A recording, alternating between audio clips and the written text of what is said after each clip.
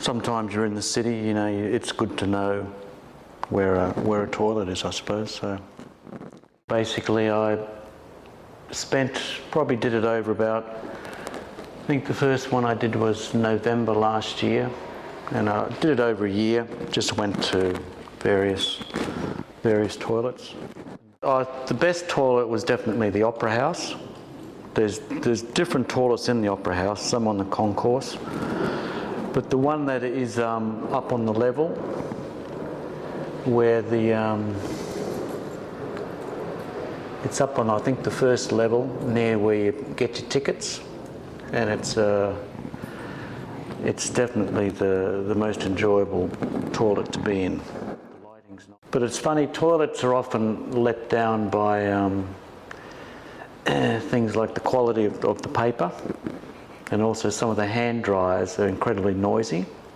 So the Opera House is not perfect. I think the Opera House is let down a little bit by the toilet paper. I gave it 9 out of 10.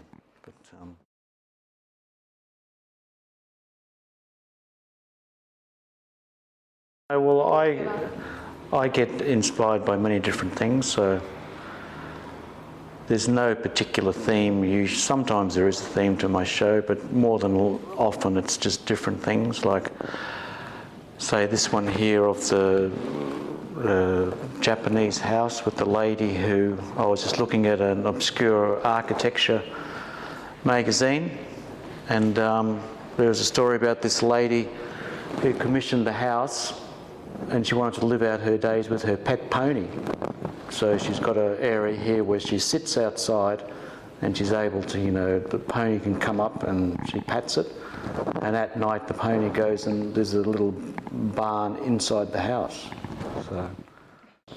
So this story, the big painting here involves Max. I've got a greyhound, and just out for a little walk at night up the street, and we saw a fox cross the road, and this is in Rose Bay, which I'd always heard about foxes being in Vaucluse, but I've never seen one.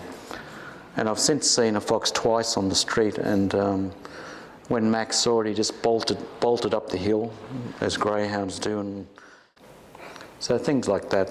Most of my things stem from my own actual life, I suppose, everyday things that happen. Sometimes just ordinary things too, like there's a painting of my breakfast scene with eggs and a cup of tea that I have almost every morning. So,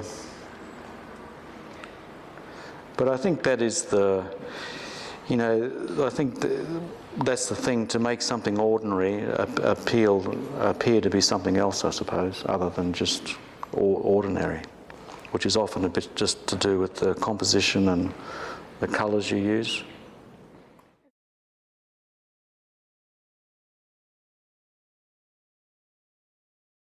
The first one I did was things that bug me about today's world, and both works I did in one day, so that was I just had to try and, you know, things that came out quite quickly.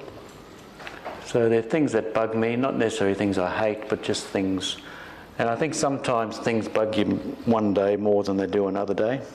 So there's things like four-wheel drives in the city, tattoos, food that is serious, most politicians, too many things made in China, not enough things made in Australia, arrogant young artists, good living section in the Sydney Morning Herald, the Labor Party, the Liberal Party, the Country Party, the Greens, the Independents.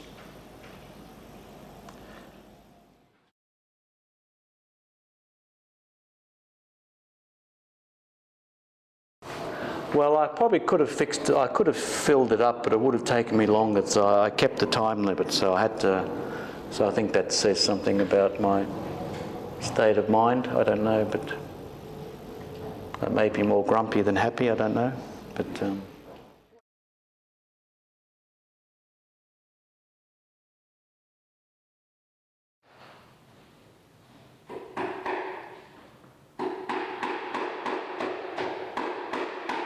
well, we put the painting up, and then the shelf is